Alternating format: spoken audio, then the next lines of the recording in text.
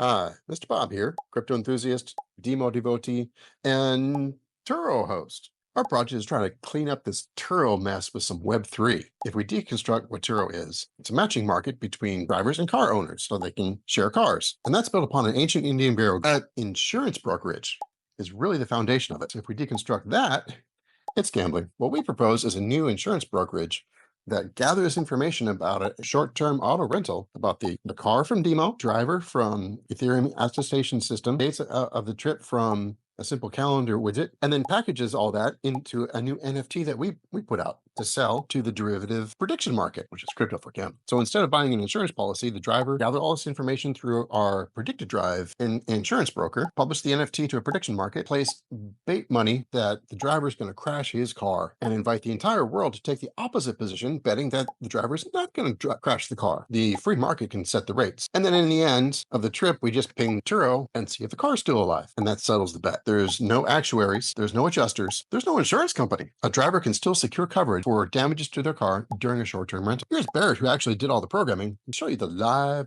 demo. Barrett? Hi, I'm Barrett Kowalski, and I'm a full stack engineer, and I'm going to walk you through using Predicted Drive. So first, we're going to go ahead and connect our wallet. This is the wallet that's associated with my DIMO account. All right, and I only have one car in DIMO, and so I'm acting as the host car. I'm going to go ahead and choose my car, which is the Hyundai Tucson. I'm going to say someone is renting my car starting tomorrow through next Saturday. So I'll go ahead and click next. I'm going to enter driver details. I'm going to use my partner's DNS, review that. Cool. So now we have our rental agreement here and confirm those details. Yeah, that looks good. So I'm going to go ahead and generate the NFT, which is going to take a second. Confirm that. So we're doing this on the Sepolia testnet. So I'm going to click confirm and just close this. This is just for testing purposes. And then you can see that it's minting the NFT. Cool. So you can see that this contract has been minted. Get a fun little GIF. And then you can see all of the contract details for this NFT. And then there's some next steps about how you can use your NFT on a prediction network. Meanwhile, over at Ethereum Attestation Service, I will self-attest that I have a driver's license. For example, that's me, can drive a car to attest that I have a valid driver's license. First, we're going to make that off-chain, connect our wallet, switch to our test network, Sepolia, and make an attestation. We'll sign it with our wallet and gives me a UID that said that I said which Barrett is true testify. This mimics everything Turo wants to see about the driver, and we wrap both attestations up in our NFT for the market to see. So far, we've done everything that a insurance broker would do to gather the policy information. The next step is going to be to hook it up to the actual Augur or some other prefabricated prediction market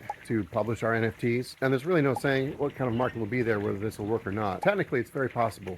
Economically, we'll see. All a matter of marketing. In the future, I would imagine bots being built on this to seek out the best opportunities for underwriting policies via betting that the drivers will return the cars in one piece. Could be very lucrative on a annualized ROI basis. And then the bots will have to be organized into DAOs, and now you've got a decentralized insurance company. And once the capital starts building up, we can start writing larger and larger policies for more and more interesting markets, such as liability and health insurance. We're also curious to see what DIMO does with the Ethereum Attestation Service and how that refactoring goes. So we'll be standing by to write the whole thing end to end on EAS. Wouldn't that be interesting? There's really no reason why an insurance company has to charge fees at all. So until next time, we can rebuild it. We have the technology. We just need to put the pieces together. Get going.